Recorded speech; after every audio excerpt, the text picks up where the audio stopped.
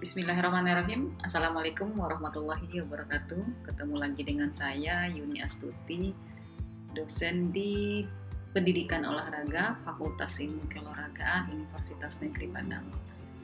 Baiklah, kepada teman-teman mahasiswa semuanya, sekarang kita sudah masuk pada pertemuan 14 untuk mata kuliah tes pengukuran dan evaluasi pendidikan jasmani.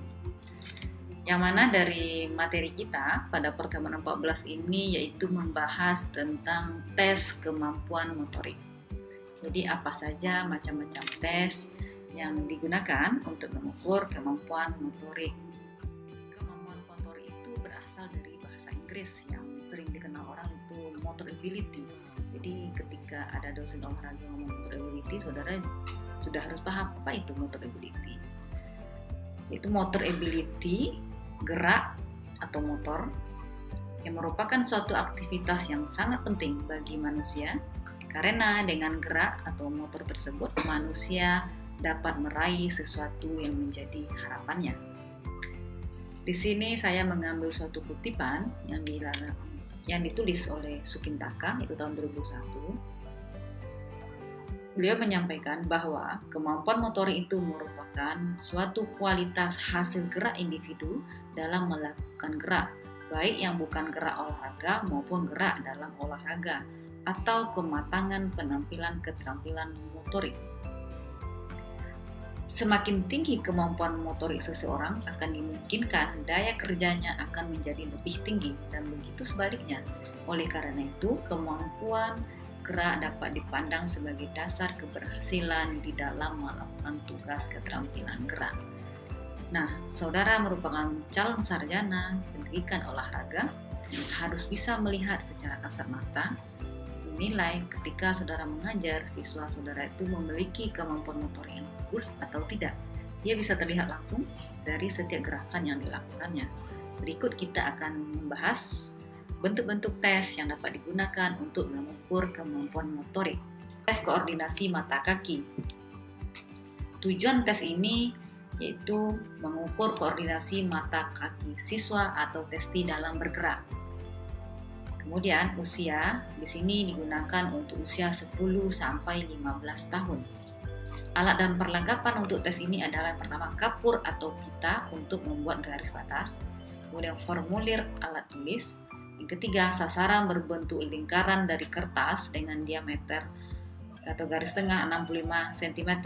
Sasaran disiapkan 3 buah dengan ketinggian yang berbeda-beda, yaitu 1,25 meter sesuai dengan kondisi siswa atau testi agar pelaksanaan tes lebih efisien.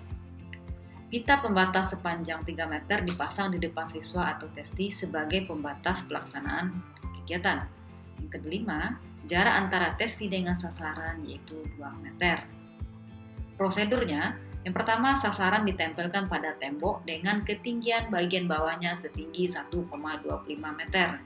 Yang kedua, buatlah garis di lantai menggunakan kapur atau pita dengan jarak 2 meter dari tembok sasaran. Yang ketiga, siswa atau testi berdiri di belakang garis pembatas.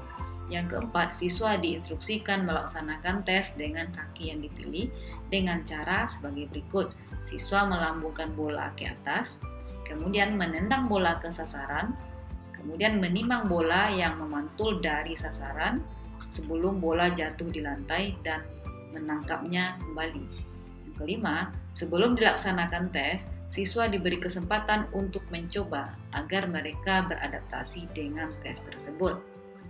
Yang keenam, tes dianggap berhasil apabila bola yang ditendang mengenai sasaran. Bola yang memantul dapat ditimang dan ditangkap kembali. Ketujuh, siswa tidak boleh menimbang dan menangkap bola yang memantul di depan garis batas. Kedelapan, siswa memperoleh kesempatan melakukan tes sebanyak 10 kali ulangan menggunakan kaki kanan dan 10 kali ulangan menggunakan kaki kiri. Untuk pelaksanaan, dari lapangan pelaksanaan tesnya dapat saudara lihat di layar ini. Ini dia daerah sasaran yang disampaikan tadi 65 cm. Kemudian ini jaraknya dari lantai ya ke sasaran itu 1,25 meter. Dan ini dianggap aja sebagai dinding di garis ini. Jarak testi di sini ya, di depan garis ini ke dinding ini adalah 2 meter. Ini dia bentuk sasaran tes koordinasi kaki. Ini tes kemampuan motorik yang pertama. Kita lanjut yang kedua.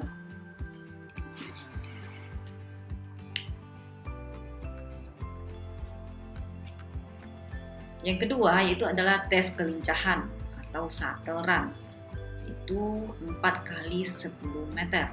Tujuannya, tes ini bertujuan untuk mengukur kelincahan testi atau siswa dalam bergerak dan mengubah arah. Tingkat usia yang digunakan di sini adalah usia 9 tahun sampai dengan mahasiswa. Alat dan perlengkapan yang digunakan stopwatch sesuai dengan keperluan, karena di sini mengukur kelincahan pasti akan menggunakan stopwatch. Kedua, formulir dan alat tulis. Ketiga, lapangan, lintasan lari yang berjarak 10 meter dengan kedua ujungnya dibatasi oleh garis lurus. Pada kedua ujung lintasan dibuat setengah lingkaran dengan jarak jari-jari 30 cm. Untuk tempat bolak-baliknya itu nanti kita ada gambarnya, akan saya perlihatkan. Kemudian balok-balok kayu berukuran 5 x 5 x 5 cm. Catatan, balok kayu dapat diganti dengan benda lain yang mendekati ukuran balok kayu tersebut. 2 buah balok diletakkan di dalam setengah lingkaran dari setiap lintasan yang letaknya di ujung lintasan yang berhadapan dengan tempat start. Petugas itu ada nanti starternya 1 orang, kemudian pengambil waktu, kemudian pengawasnya dan pencatatnya. Prosedur pelaksanaan yang pertama, start dilakukan dengan start berdiri. Kedua, pada aba-aba bersedia, testi berdiri dengan salah satu ujung jari kaki sedekat mungkin dengan garis start. Jadi salah satu kaki depan siap untuk melakukan lari, itu salah satu kaki yang di depan ya. Ini ada keterangan untuk lapangannya di sini terlihat seperti gambar. Ini ada tadi kan jaraknya 10 meter. Ini untuk lintasannya.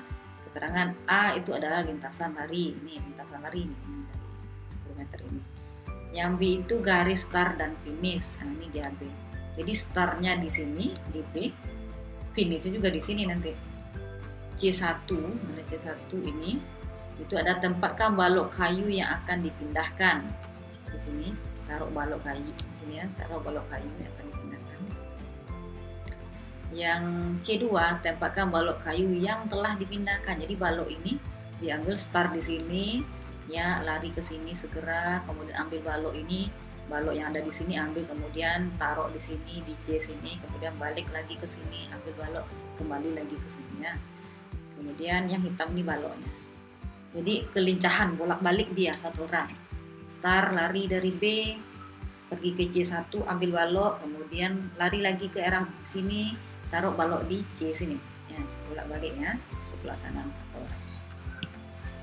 Mungkin saudara juga ada yang sudah pernah melakukan tes itu ini. Nah, ini dia gambar yang disampaikan sebelumnya. Untuk gambar testi berdiri di depan garis start ini dia. Berdiri ya, dengan start berdiri. Kakinya seperti ini. Kedua, setelah ada aba-aba sikap diberikan dan testi siap untuk berlari ya. Ini balok, diambil baloknya, kemudian dipindahkan. Ilustrasi gambar pelaksanaan untuk tes atau runnya. Pencatatan hasil yang dicatat adalah waktu yang dicapai oleh testi untuk menempuh jarak 4 kali 10 meter. Kedua, waktu yang dicapai dihitung sampai per 10 detik. 3, hasil dari kedua percobaan dicatat. Jadi 2 kali pelaksanaan, kemudian dua-duanya dicatat ya, nanti ambil yang terbaik. Catatan, tes harus diulang apabila 1. Balok kayu tidak diletakkan tetapi dilemparkan. 2. Balok kayu keluar dari dalam setengah lingkaran.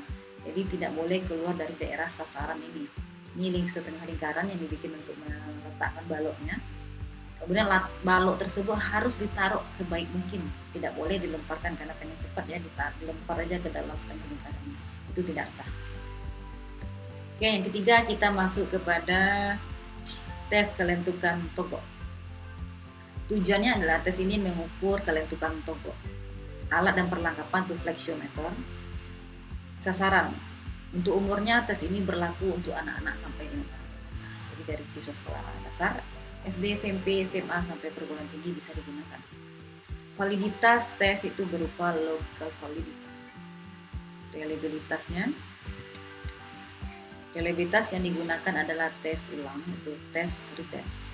Petunjuk pelaksanaan ini perlengkapan, belangko catatan, ballpoint, bangku Swedia, penggaris yang ada skalanya, kemudian petugas memandu tes untuk dan ada nanti pencatat skornya. Pelaksanaan tes duduk telunjuk, kedua tungkai lurus, telapak kaki menempel penuh pada bangku Swedia, testi dengan kedua tangannya mencoba meraih atau meletakkan jari-jari tangan ke depan pada tempat yang telah ditentukan sejauh mungkin dan dipertahankan. Nah, selama 3 detik tidak diperkenankan berlatih, diberikan 3 kali kesempatan dalam melakukan tes. Penilaian, skor yang dicatat itu berupa angka yang mampu diraih testi dari jarak terjauh dalam 3 kali pelaksanaan. Jadi ini bangku Swedianya. Bangku Swedia itu dimiringkan, kemudian duduk lurus kakinya, kemudian tangan meraih sejauh mungkin ke depan. Inilah yang diikuti. Itu untuk tes kelentukan pokok atau yang biasa dikenal dengan sit and risk.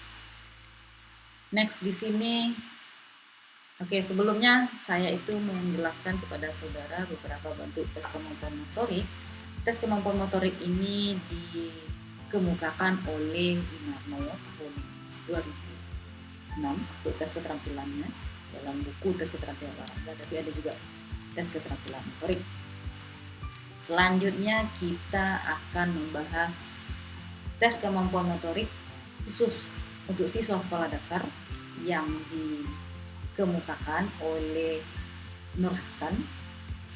Jadi untuk tes kemampuan motorik itu macam-macam, ada yang dikemukakan oleh Inarno, ada yang dikemukakan oleh Nur Hasan. Sekarang kita bahas untuk tes kemampuan motorik siswa SD menurut Nur Hasan.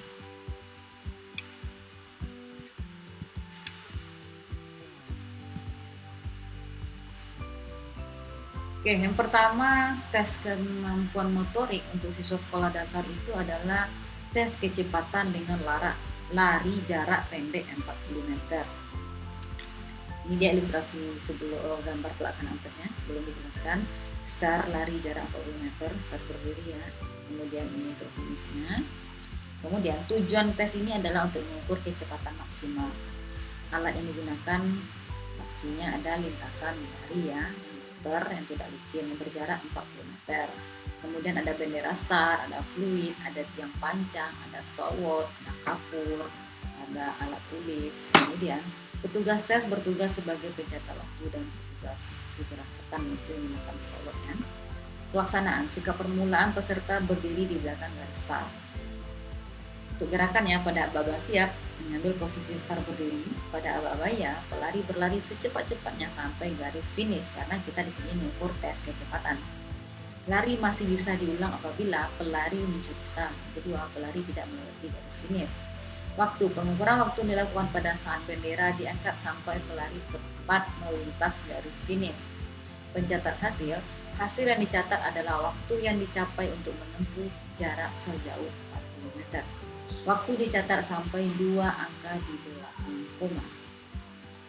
Nah, di sini untuk tes kecepatan yang diambil ada semakin sedikit, semakin singkat waktunya, otomatis kecepatannya semakin bagus. Sekarang kita masuk ke 2, tes kelincahan dengan zigzag atau jogging run. Tadi Winarno juga sudah menjelaskan tes kemampuan motor itu ada tes kelincahan yang menggunakan shuttle run 4 kali 10 meter. Kalau di sini adalah tes kelincahan dengan zigzag run atau jogging run. Tujuannya tetap sama untuk mengukur kelincahan. Alat yang digunakan itu bendera start, fluid, cone, stalwart, kapur, alat tulis. Untuk pelaksanaannya, sikap permulaan peserta berdiri di belakang garis start sama seperti sebelumnya. Gerakannya pada aba-aba siap pelari mengambil posisi start berdiri. Pada aba-aba ya, pelari berlari sampai ke garis finish secepat mungkin. Lari bisa diulang apabila pelari mencuri start atau pelari tidak melewati garis finish. Waktu, pengukuran dilakukan saat bendera diangkat sampai pelari tepat melintasi garis finish. pencatat hasil yang dicatat adalah waktu yang dicapai pelari untuk menempuh jarak. Nah, kemudian waktu dicatat sampai dengan 2 angka di belakang koma. Di sini ya untuk tes, silakan diperhatikan gambarnya ada di layar ini ya. Ini dia startnya, jadi melalui ada konnya ya, ini konnya, batas-batasnya ada yang untuk lari zigzagnya. Jadi berbentuk zigzag, silakan larinya ya sini lari dekat kon, muter ke sini, ikuti garis sampai ke ujung sini dan akhirnya finish di sini. Jadi start sama finish itu sama. Jadi intinya sama-sama untuk pemecahan. Sekarang lanjut kita yang ketiga, tes kekuatan dengan lompat jauh tanpa awalan. Lompat jauh tanpa awalan sering disebut dengan standing broad jump. Tujuan tes ini itu mengukur gerak eksplosif tubuh ke depan. Kalau vertikal jump itu ke atas ya. Nah ini untuk eksplosif tubuh ke depan. Alat dan fasilitas sebagai berikut. Yang pertama adanya bak pasir. Anda bayangkan Anda mau melakukan lompat jauh di mata kuliah atletik. Kemudian ada meteran. Kemudian nanti juga untuk fasilitas supaya bisa ini ya menggumburkan tanah atau pasirnya itu menggunakan campur. Kemudian ada alat tulis. Petugas tes bertugas sebagai petugas keberangkatan menggunakan grip untuk start. Kemudian ada pengukuran dan serta mengawasi lompatan yang merangkap pada hasil. Untuk pelaksanaannya, yang pertama, sikap berdiri dengan ujung kakinya tepat di belakang garis batas tolakan. Seperti terlihat di gambar, ini ada garisnya di belakang garis tolakan. Yang kedua, setelah siswa siap dan bak pasirnya juga selesai, siswa meloncat bersamaan dengan mengayun lengan ke depan. Kaki menolak dengan sekuat tenaga dan melakukan loncatan. Ini ketika sikap awal mau melompat, ayun tangan ke belakang sedikit ini ya, kakinya ditekuk, kemudian melompat sejauh mungkin ke depan. Ini untuk lompatannya. Kemudian silakan mendarat dengan 2 kaki.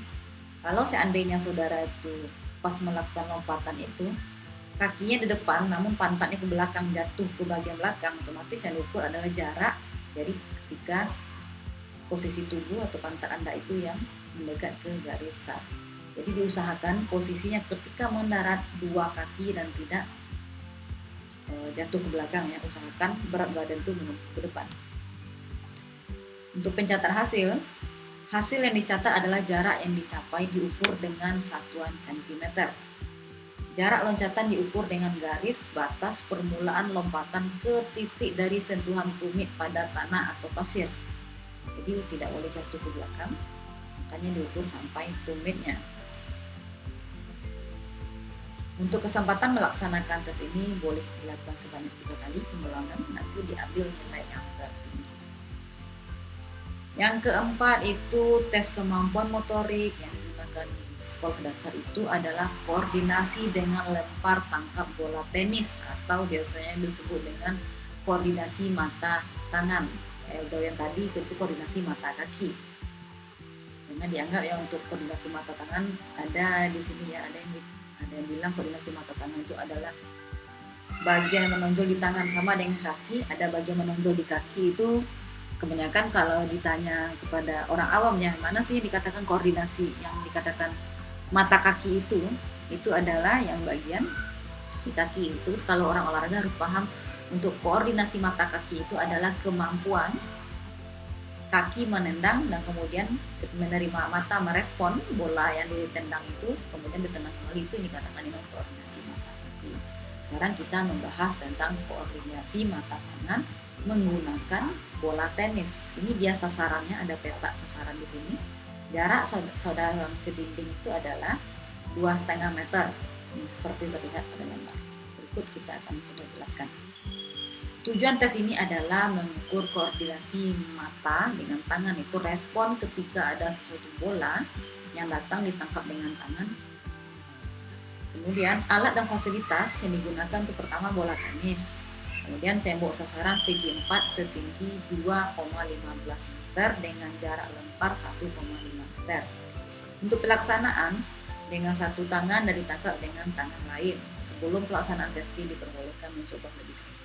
Nah, saudara nanti ada bola tenis yang dipegang, saudara lempar dengan tangan kanan, kemudian tangkap dengan tangan kiri, lempar dengan tangan kiri harus tangkap dengan tangan kanan. Tidak boleh dilempar dengan tangan kanan, kemudian langsung ditangkap dengan tangan kanan lagi, itu tidak dihitung. Jadi harus lempar tangan kanan, ditangkap dengan tangan kiri. Lempar lagi kiri, tangkap kanan. Ini adalah tes yang salah satu tes yang digunakan ketika mahasiswa masuk ke fakultas ilmu olahraga. Masih banyak juga mahasiswa kita yang tidak bisa melempar dan menangkap dengan baik karena kemampuan motoriknya tidak bagus, tidak terlatih. Untuk pencatatan hasil, tiap lemparan yang mengenai sasaran dan tertangkap tangan memperoleh nilai yang 1. Bola harus dilempar dari arah bawah, dari bawah, kemudian tangkap. Kemudian bola harus mengenai sasaran. Bola harus segera ditangkap dan tangan tanpa halangan sebelumnya. Testi tidak beranjak atau berpindah keluar garis batas untuk melempar bola. Jumlah nilai hasil skor 10 lemparan pertama dan 10 lemparan kedua nilai maksimalnya 20 lebih. Nanti ada bola dilempar ke dinding, tangkap lagi ya. Terakhir untuk tesnya itu adalah keseimbangan dengan berdiri dengan satu kaki. Terkesannya ini gampang ya, untuk tes keseimbangan cuma berdiri satu kaki gampang kok. Tapi saudara bisa dicoba. Berapa lama saudara bisa bertahan dengan berdiri satu kaki tersebut. Oke, tujuan tes ini adalah mengukur keseimbangan statis, berarti tidak berpindah ya. Alat dan fasilitas itu stopwatch, alat tulis. Pelaksanaan testi berdiri di atas salah satu kaki yang dominan. Kaki yang lain diletakkan di samping lutut dengan samping nih. Yang dominan di sini maksudnya adalah kaki yang dianggap kuat untuk bertahan untuk keseimbangan, karena masing-masing ada orang yang lebih kuat kaki kirinya. Nah, kalau tahu kuat kaki kiri silakan berdiri dengan kaki kiri. Kalau kanan ini kaki kanan, kemudian kaki kiri ditaruh di lutut seperti ini, tangan di pinggang. Dengan diberi aba-aba ya, testi mengangkat tumitnya dari lantai atau jinjit dan mempertahankan sikap ini selama mungkin tanpa gerak akan apapun. Pencatatan hasil, waktu terlama dalam mempertahankan keseimbangan. Waktu dicatat dalam satuan detik dimulai dari saat testi mengangkat tumit sampai mulai kehilangan keseimbangannya. Oke, untuk tes kemampuan motorik siswa sekolah dasar ini sudah dijelaskan dari awal sampai akhir. Ada tes kemampuan motorik dari Nano, ada tes kemampuan motorik dari Nur Hasan. Tugas saudara pertama, dengarkan penjelasan materi, kemudian tulis dengan tulisan tangan pemahaman saudara tentang pelaksanaan tes ini. Masing-masing tes ini pelaksanaan seperti apa, silakan tulis, dipahami dan simpan ya, simpan di memorinya, jangan sampai kena virus memorinya. Oke. Ada di sini tes kemampuan motorik secara umum yang bisa digunakan dari siswa SD sampai perguruan tinggi, ada yang digunakan khusus sekolah dasar. Jadi tulis resume dari materi yang saya jelaskan pada hari ini, sehingga ketika saudara mendengarkan penjelasan materi dari saya ini, saudara bisa menangkap, merespon dengan telinga, kemudian saudara juga melihat videonya, kemudian saudara tangkap apa yang saya jelaskan, tuliskan apa yang saudara dengarkan, kemudian bikin resume menurut pemahaman saudara. Tidak perlu ditulis seperti yang saya jelaskan, ada 7 perlengkapan. Sekarang Anda bikin contoh 1 tes untuk standing broad jump. Secara umum Anda bikin tes standing broad jump. Pelaksanaan tesnya seperti ini, alat digunakan seperti ini, penilaiannya seperti itu. Jadi ringkaskan saja pemahaman bagaimana saudara memahami pelaksanaan tes kemampuan motorik ini dengan baik, yang akan bermanfaat bagi saudara nantinya di sekolah ketika saudara magang atau PL, praktek lapangan, maupun ketika saudara sudah menjadi guru. Karena jadi guru olahraga itu tidak mudah. Saudara harus memiliki kognitif yang bagus, harus memiliki motorik gerak yang bagus, dan bisa memberikan contoh langsung atau mendemonstrasikan kepada siswa saudara. Oke, sekian materi kita pada hari ini untuk mata kuliah tes pengukuran evaluasi dengan topik itu adalah tes kemampuan motorik. Selamat mendengarkan materinya, mudah-mudahan saudara bisa memahami dan bisa melaksanakan dan bisa mentransfer ilmu yang saudara miliki itu saudara dengarkan kepada orang lain. Tetap semangat, jaga kesehatan, sampai ketemu kita di kesempatan. Terima kasih atas perhatiannya. Assalamualaikum warahmatullahi wabarakatuh.